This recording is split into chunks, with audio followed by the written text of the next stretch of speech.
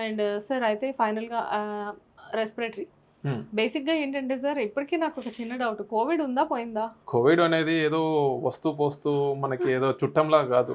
ఆ! మన కరోనా రాక ముందు నుంచెల్లి కరోనా వైరస్ మన ఆహ్, గ్లోబ్‌లో పాత ఉంది. చుట్టమే అది అంటారా? పాత చుట్టమే. కానీ ఓకే. అనుకోకుండా ఆ వైరస్‌లో ఒక జీన్స్‌లో చేంజెస్ రావడం మూలాన దాని స్ప్రెడ్డింగ్ కెపాసిటీ ఎక్కువయ్యి, హ్మ్. దాని సివియారిటీ ఎక్కువయ్యి మన నోటీస్‌లోకొచ్చింది. ఓకే. సో, అదే మాదిరిగా హెచ్ఎంపీవీ వైరస్ కూడా. హ్మ్. సో, ఈ వైరస్ అనేది చాలా నంబర్ వైస్ చూసుకుంటే చాలా నంబర్స్ ఉన్నాయి. హ్మ్.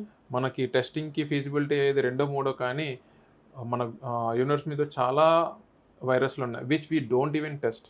హ్మ్. అయితే వైరల్ ఇన్ఫెక్షన్ వచ్చినప్పుడు సర్వసాధారణంగా ఒక 5 రోజులు ఖచ్చితంగా సింప్టమ్స్ ఉంటాయి. 5 రోజుల తర్వాత తగ్గిపోతాయనే ఉద్దేశ్యంతోటి హ్మ్. ఎక్కువ శాతం సింప్టమాటిక్ ట్రీట్మెంటే ఉంటుంది. ఓకే. కొందరికి ప్రీ ఎగ్జిస్టింగ్ ప్రాబ్లమ్ ఉన్న హ్మ్. ఆస్తమా లాంటి వాళ్ళకి, అన్‌కంట్రోల్డ్ షుగర్స్ లేపోతే రీనల్ ట్రాన్స్‌ప్లాంట్, కిడ్నీ ఫెయిల్యూర్ ఇట్లాంటి వాళ్ళకి సింప్టమ్స్ మరీ తీవ్రత ఉంటుంది కాబట్టి మేబీ వి యూజ్ ఫ్లూవీర్ అనే టాబ్లెట్ వాడతాం. హ్మ్.